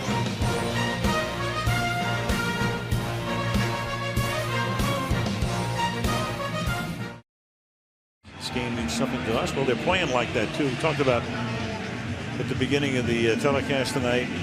If nothing else, Philadelphia for seeding, and now they're going to. Well, it looked like they were going to try an onside kick. Did the ball come off the tee? Let's go back here as Gold comes forward. Oh boy. That's the kind of night it's been right there. That says it all. So much for the surprise element. Yeah, well, you put it at a little angle to try to get a little extra advantage. And now, of course, the Eagles not to be surprised, and Gold has to do it more conventionally with a pooch punt or pooch kickoff that be run back by Chris Polk to the 30-yard line.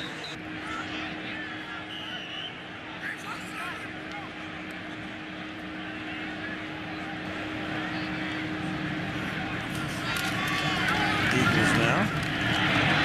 And there's McCoy. That's a gain of 9 yards for McCoy. Last year, Foles, a rookie, Michael Vick got hurt. Started 6 games for Andy Reid. He was 1-5. And then this year, 9 yards per pass is terrific. The passer rating is terrific. And the touchdown interception ratio is out of sight at 25-2. I'm a believer. After seeing him in person, I'm a believer. 2nd and 1. McCoy's already had a triple figure night. And he takes the ball across the 50 to the 46-yard line. You're looking at the guy who's hit the Philly all-time single-game rushing mark in the snow 2 weeks ago against Detroit. Well, LaShawn McCoy here is going after the single-season record for the Philadelphia Eagles, and he might just get it tonight as they milk this clock at the end. The other thing, the other myth, if you want to talk about the Philadelphia Eagles, is the whole time of possession thing, which has really leaned their way tonight as well. Yeah, Chip Kelly, that's something he doesn't care about, as it turns out.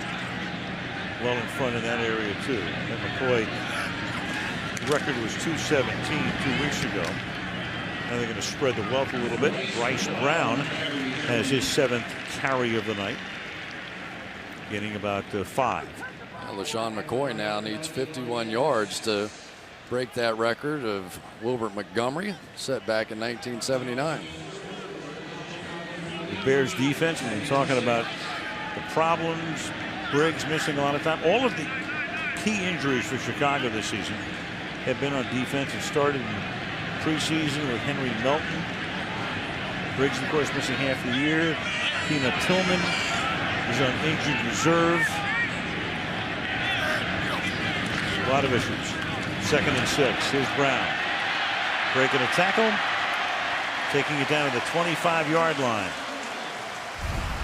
Well, any hopes that Lance Briggs was going to somehow wave his magic wand and turn this run defense around?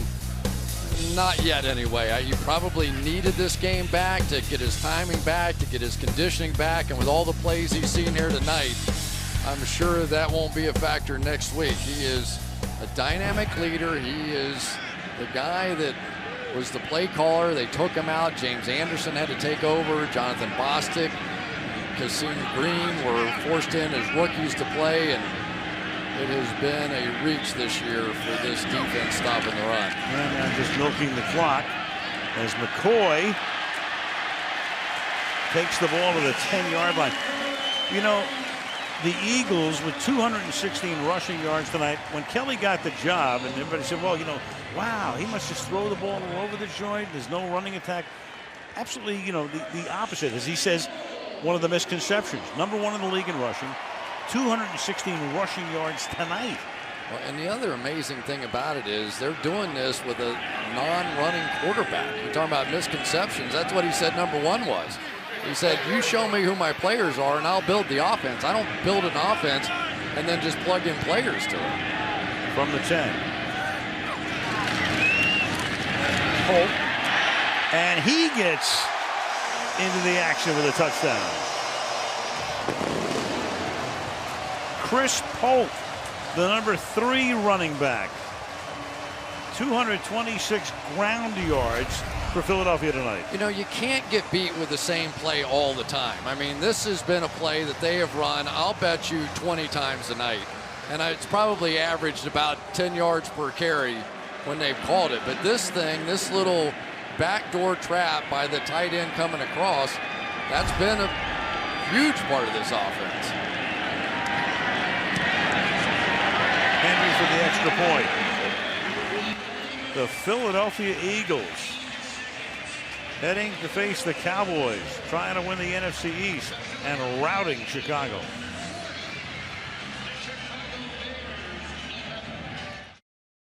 Right now, the Philadelphia Eagles blazing hot. 40-11. The ball at the 9-yard line is taken in by Hester.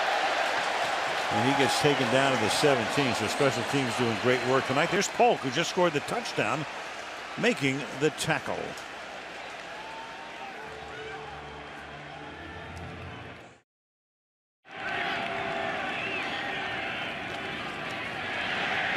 From the 18-yard line is Matt Forte again at 2. Here's one of the stars of the game as far as I'm concerned. Michael Kendricks has been all over Jay Cutler tonight. 2 sacks already in the game. He's forced a fumble. His coverage has been absolutely brilliant. Here he's going to drop out. Watch him pick up the crossing. Bango right there. And that leads to another sack. And, of course, made the last tackle right on cue. Thank you very much, Michael Kendricks. He has 2 sacks, and Trent Cole has the other 3. So Cutler's gone down 5 times tonight. Here's Forte taking it to the 31-yard line, tackled by Fletcher, and a first down for Chicago.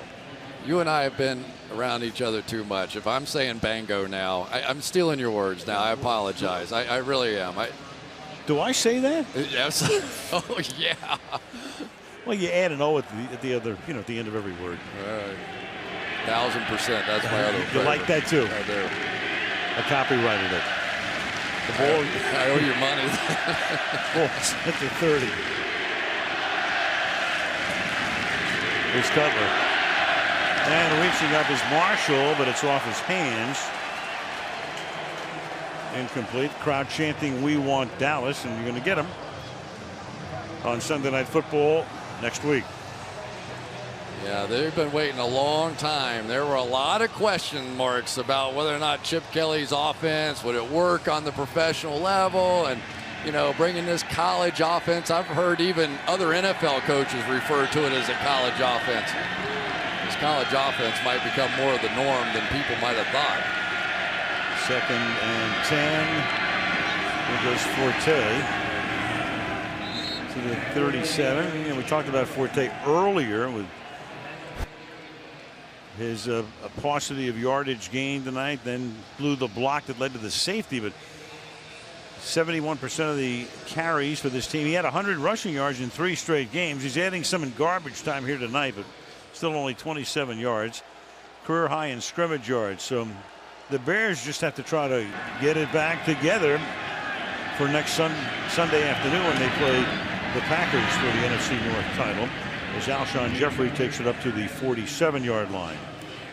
Sometimes games just get away from you early, and the turnovers, the bad punt, and you're looking up at the scoreboard and you're down 21-0, and it just happens in this league. Just like we saw a week ago, the Philadelphia Eagles give up whatever that was, 47 points against the Minnesota Vikings, and bounce right back and play like they have tonight. It's just life in the NFL sometimes. Cutler has just etched his name into the record book. We talked earlier as Forte gains 3. It's a record that has stood since 1942. Sid Luckman, career passing yardage, and Jay Cutler, who came over from Denver in 2009, has just broken that. So we're talking to Cutler last night about this, and he said, "Hey, that's pretty good." He said, "It's also sad."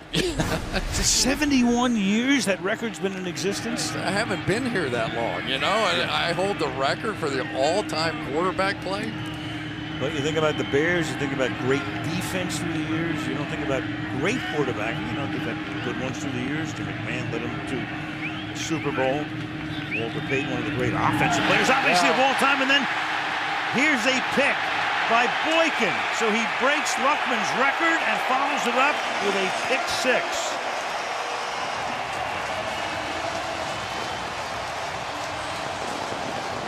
You remember the play earlier in the game when he threw it to the left flat, and I said Brandon Boykin didn't quite get there on the zone drop. He did this time. Gonna come shooting right underneath this thing and pick it off. That is one of the most basic zone defenses in NFL history. Day 1 install, and Boykin just surprised Jay Cutler with that one. 5th interception for him, leads the team in that department. First interception run back, 54 yards for Boykin. Don't forget he downed the ball that led to the safety as well. He's had a nice night. And he had the concussion last week, and there was some question whether he would play. A ton of Eagles have had big nights as they wait all day for next Sunday night. Right now it's 47-11.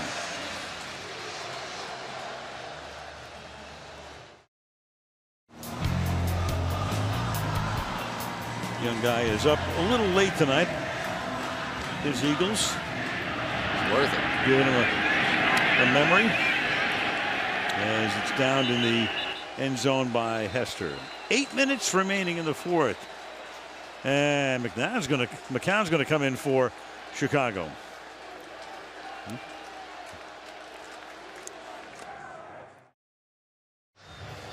Change of quarterback. Josh McCown will come in. Cutler back on the bench. His passer rating 109.8. It would be a Bears single season mark. He needs 4 more passes to qualify and then hold on to beat Sid Luckman's mark from 7 decades ago. So now you got Cutler with the earpiece. You got McCown coming into the game. The ball is at the 20-yard line. And that's Chicago's night in a nutshell. You know, we don't have to start any quarterback controversy, and I have to think it's 97% certain, Chris, that it's going to be Cutler next Sunday. But you know, in Chicago, it's going to be a topic of discussion this week. Well, it is, and because of the way that McCown played. In his last 3 games that he played, he threw for over 300 yards, and is the first Bears quarterback to ever do that, and then you go to the bench. But Jay Cutler played well last week after a slow start, and tonight is much more than quarterback play that was the difference here. All over the place. Here's a draw. This is Bush. 3rd and 10. One of the things, you know, it's not to diminish what McCown did, but the 3 huge games he had were against pass defenses that were all ranked near the bottom of the league. But 13 touchdowns and 1 interception is good against anybody. Yeah, and the quarterback rating clearly in McCown's favor. And you know, he's 34 years old, doesn't have nearly the arm that Jay Cutler does, and they've got to make decisions on both these guys. Both of them are unrestricted free agents at the end of the year. My guess is Jay Cutler is going to get signed, and they're going to try hard to get Josh McCown back. But because of the nature of his contract, they have to let him go to free agency. 3rd and 10, and that's tipped in the air, and it's incomplete. So it's 4th down. Yeah, it's not like McCown. You know, around the country, people were saying, hey, who is this guy? Well, maybe you don't know him if you don't follow football that closely, but he's been around 11 years. He was actually, back in 2004, he was the starting quarterback for the Arizona Cardinals. So it's not like you're finding some kid who comes out of nowhere. No, he did his job. He's the backup quarterback. He came in, he won games. A lot of people thought he was brought in because he's such good friends with Jay Cutler. And Jay talks about him. So supportive. Was the first guy pushing me back out there when I was healthy again. He knows his role, and he did his job. Harvest punts to the 31-yard line. Damaris Johnson taken down at the 35. 6.5 remaining in Philadelphia.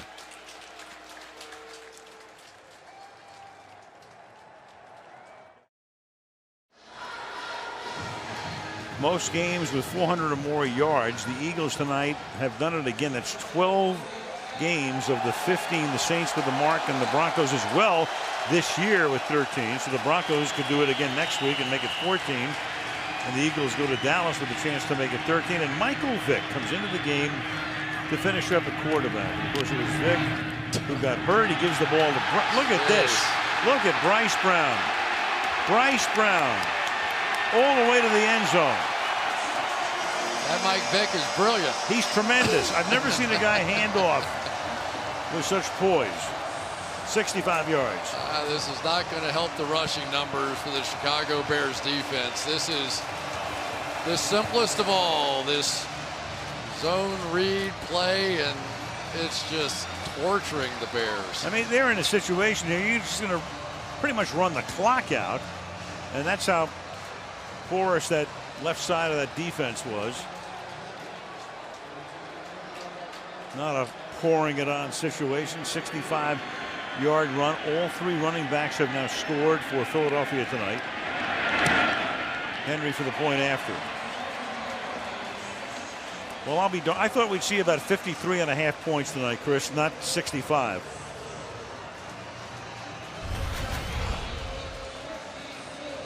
Let's watch Evan Mathis right here coming down on Stephen Paella.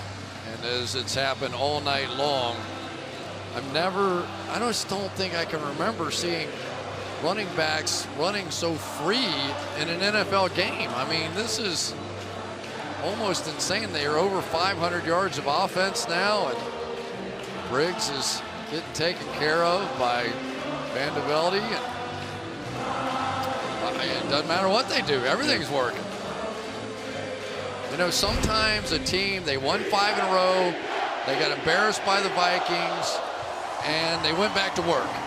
And this is a team that is dangerous right now. Yeah, there aren't many teams in the NFC lining up to take a shot at these guys in the first round if they can get there. They got to get there against the Cowboys first.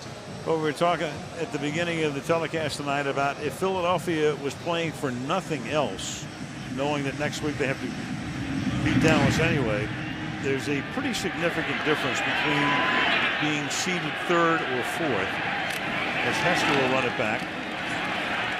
And it's taken down at the 33-yard line. Go back to October the 20th.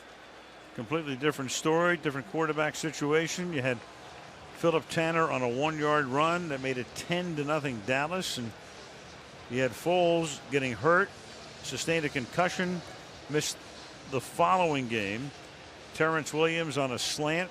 Dallas went up 17-3. Jason Garrett and Chip Kelly exchanged pleasantries at the end of the game, and that was their first meeting. From the 33-yard line, and the ball off to Michael Bush. You know, it hasn't all gone right for the Dallas Cowboys this year, but they are undefeated in the division, so nobody has been able to take care of business, and that's what the NFL is. First and foremost, you have to get in, and the fastest way to do that is to beat the teams in your division, and that's what the Cowboys have been able to do. You spend the majority of your time in the offseason preparing for those teams, and they've been ready. 2nd and 5. Might as well rest Marshall the rest of the way. Some second unit people in there at the moment. Put in the quarterback. McCown on 2nd and 5. That's a gain of about 3. You know, Chris, we were talking about the difference between 2 and 3, or 3 and 4 in the seeding, because right now you'd have Seattle on top. Carolina at the moment would be number 2. They'd get a bye. If you're the number 3 seed, you get a home game in the wild card round. 4 does as well. So what's the difference? Let's say Philly winds up 3 and Chicago winds up 4 if they beat Green Bay next week. Somebody's going to have to go to Seattle earlier than later, and that would be the number 4 seed, not the number 3 seed. Well, exactly, and right now New Orleans, I believe, would be the 6, and that's who they would end up playing as the 3. And we've seen this year the Saints have not traveled very well. 3rd and 2, you got Eric Weems making the catch, but if you wind up 3, you get a home game, then you go on the road against the lowest survivor. If you're 4, you get a home game, and then you're probably going to wind up in Seattle. Yep, I would think. Early. You know, somebody's going to wind up in Seattle anyway, maybe, if the Seahawks get to the championship game, but you'd rather get them last. Well, Arizona proved today that's not impossible to go up there. How about the job Bruce Arians has done the last couple of years with these teams? I mean, that's something else. Yep. Cards win today, but the question is, can they get into the playoffs at 10 and 5? Ball to the 49-yard line. So giving Philadelphia the win here and Chicago the loss. We really go out on the limb when we do these things. You would have it looking like this: Seattle 1, Carolina 2, then Philly would be 3. Chicago for the moment 4, but it will come down to the Green Bay game on Sunday. And right now the 49ers and the Saints would be the wild card teams, with Arizona trying to hang in there. And of course Dallas is in the hunt, and they can get to the playoffs by winning the division with a win next week.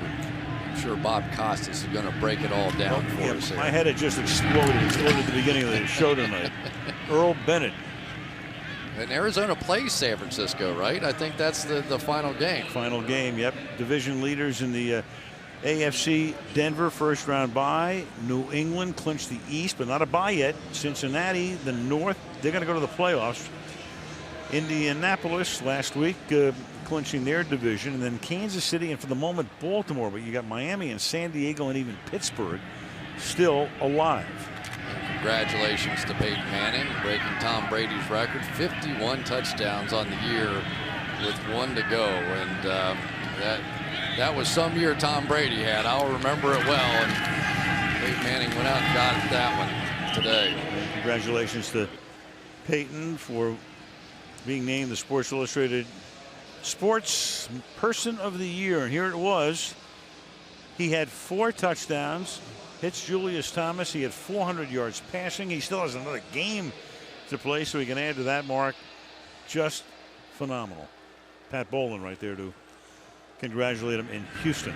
You think he might trade it for a Super Bowl ring this year? I mean, let's face it, that's ultimately where we're going to judge him, but this is going to be his 5th year as the MVP of the league, and that is just remarkable. Forget anything else that's happened in his lifetime. 5 MVPs in the NFL. To the 30 goes Bush. And this should take us, we pray, to the 2-minute warning. You know, this is fun, though. I mean, this is a fun team to watch. They really do put on a show. I mean, if you're going to be at an NFL game, this is a pretty good show to watch.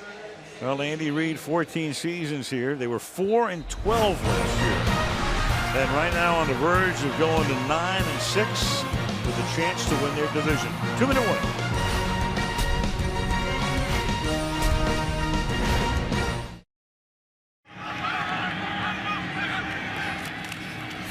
Third and 3. Bush. I mean, my gut, without any information at all, is that he'll play. I don't know why I think that. He's been so close. He's been practicing. He's looked great in practice. But he's also the franchise, and that's the hard part. You do not want to go into next year with Aaron Rodgers coming off of surgery on his collarbone. So, I can't say this is an easy call. It's not. Key clause there was without any information at all. Correct. I do that a lot. Right, we both do. Make a living doing that. Of course. 4th and 3. And McCown will throw, and not even close. Yeah, how about a little congratulations as well to LaShawn McCoy, who really has all but wrapped up the rushing title for this year. 1476 now, 189 yards ahead of second place Jamal Charles, and he put on a great show for us tonight as well. Well, our whole group heading down to Texas to wrap it up. Malibu, Kelly Hayes, George Hill, Andy Freeland, and Melissa Horton's going to be there as well, the great Melissa, the kennel keeper. No doubt about it. Couldn't do it without her. So the trucks are on the road, or will be shortly. Well, you can't ask for a better way to end the season for us. Nope. We'll take the Dallas Cowboys and the red-hot Philadelphia Eagles and everything on the line. And, of course, the Chicago Bears are going to have a little of that action themselves with the Green Bay Packers, and that's a pretty good way to wrap it up, too. Yeah, it's 4 years in a row we've had a final game of the season that's going to determine win or go home. We had St. Louis, Seattle back in 2010. We've had the Cowboys against the Giants, against the Redskins the last 2 years, losing in both, and they get to go home and take on the Eagles with the same scenario. For Mark Trestman, it's just a night to forget. It's like in horse racing. You throw in a clunker. You just get rid of it. And they'll try to do that as fast as they can and think about the Green Bay Packers and trying to get to the playoffs. How about Nick Foles, though? He's legit. I was not sure whether or not he would be the guy. Do they look at drafting a quarterback? All that sort of stuff went through my mind, but I'm convinced this guy gets this offense. He's a former basketball player, and he looks like a globetrotter out there with some of his play things. 25 TDs, 2 picks.